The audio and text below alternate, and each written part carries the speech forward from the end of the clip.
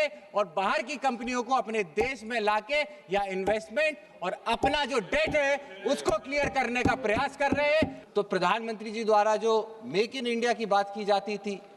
उस बात का क्या हुआ? आज जिस चीज को हम आप सब झेल रहे हैं, पर्यावरण का नुकसान, जहां डॉलर 90 से ज्यादा निकलता चला जा रहा है, इनके कंट्रोल से बाहर हो चुका है। ऐसे में जब इनके पास इन्वेस्टमेंट नहीं है, वहीं पे आप देखा, जब मैंने आपको बताया कि किस तरीके की हिपोक्रेसी हो रही है। महत्वपूर्ण शांति बिल 2025 पे अपनी पार्टी और अपने नेता आदरणीय अखिलेश यादव जी की तरफ से पुरजोर विरोध करने के लिए आज खड़ा हुआ हूँ। माननीय अध्यक्ष महोदय, जहां आज ये शांति बिल 2025 आप सभी के सामने न्यूक्लियर सेक्टर में 1962 के बाद सबसे बड़ा रिफॉर्म कहा जा रहा है, लेकिन असलियत ये है कि आज लोगों के, जनता के साथ जिस तरीके के उनकी सुरक्षा के साथ कॉम्प्रोमाइज़ तथा जिस तरीके से विदेशी कंपनियों को एक रेड कारपेट देने का काम ये सरकार कर रही है, और इन सबसे बड़ी बात, जिस तरीके से भारतीय जनता पार्टी सरकार खुद अपने किए हुए बातों को और अपनी की गई बातें जो इस सदन में की गई थी उनसे यू टर्न लेने का काम कर रही है। विधेयक आज उन सभी बातों को दर्शाता है। अध्यक्ष महोदय, मैं सीधे तौर पे जो इस बिल की सच्चाई, इस विधेयक की सच्चाई है, उसके ऊपर चर्चा करूंगा। जहां 49% एफडीआई अलाउ किया जा रहा है, वहीं पे सीधे तौर पे अमेरिका की बड़ी कंपनियां जैसे Washington House, French company Areva, इन सभी कंपनियों को देश में लाने का प्रयास किया जा रहा है। मैं सरकार से पूछना चाहता हूं कि आज अगर हम लोग 49% से 100% तक का एफडीआई अलाउ कर रहे हैं, तो प्रधानमंत्री जी द्वारा जो मेक इन इंडिया की बात की जाती थी, उस बात का क्या हुआ? आज इतने बड़े प्रोजेक्ट्स के अंदर अगर हम लोगों को लेनी है तो हम लोग कुशल उन लोगों से सुझाव ले सकते हैं, लेकिन जिस तरीके से मैन्युफैक्चरिंग और सप्लायर्स को इस विधेयक में पूरी तरीके से कैप देने की बात की जा रही है, इसका भी मैं विरोध करता हूं। अध्यक्ष महोदय, सप्लायर और liability cap, operation insurance coverage, जहां 1500 करोड़ का पर इंसिडेंट दिया जा रहा है, लेकिन अगर आप फुकुशिमा दाकाशिनी का त्रासदी देखें तो जापान में जो त्रासदी हुई थी उस समय पे लगभग $1 ट्रिलियन यानी कि 82 लाख करोड़ रुपए का खर्चा सरकार को देना पड़ा था इतनी बड़ी त्रासदी से निपटने के लिए। वहीं पे सरकार इस समय पे 1500 करोड़ रुपए या उतने तक की अगर लायबिलिटी को कैप करने का काम कर रही है, कहीं ना कहीं सप्लायर्स को बचाने की बात सीधे तौर पर की जाती है। अध्यक्ष महोदय, वहीं पे आपने देखा होगा, आपको याद होगा चेरनोबिल का जहां पे न्यूक्लियर डिजास्टर हुआ था, उसको क्लीन अप करने के लिए जहां $700 बिलियन का लॉस सरकार को झेलना पड़ा था, उस सबसे बड़ा मैं मानता हूं आज जिस चीज को हम आप सब झेल रहे हैं, पर्यावरण का नुकसान, न्यूक्लियर डिजास्टर के अंदर एक सबसे बड़ी चीज जो दशकों तक हमने देखी है, जिसका नुकसान हम लोगों ने देखा है, ह्यूमंस को, लोगों को झेलना पड़ता है, वो है डिजास्टर के बाद एनवायरनमेंट का नुकसान, जानवरों का जो होता है उनको नुकसान, और किस तरीके से आने वाले समय पे आपने देखा है कि समुद्रों के अंदर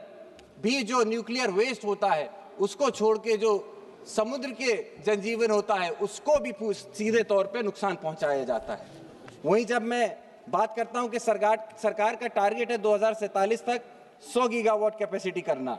अभी तक जहां ये 8 गीगावाट तक पहुंचे हैं, वहीं सीधे तौर पे दिखता है कि इसको इन्हें 12 गुना बढ़ाना पड़ेगा। और जब हम 12 गुना बनाने की बात करते हैं तो कहीं ना कहीं सीधे तरीके से सेफ्टी के साथ कॉम्प्रोमाइज होने का भी एक सवाल उठता है। इसको लेकर के हम लोगों ने क्या किया है, इसके ऊपर भी मंत्री जी बताने का कष्ट करें। अब जो सबसे इंपॉर्टेंट है, भारतीय जनता पार्टी के डबल स्टैंडर्ड। अध्यक्ष महोदय, जब विपक्ष में थे तब ये कहते थे कि ये लोग अब क्या ट्रंप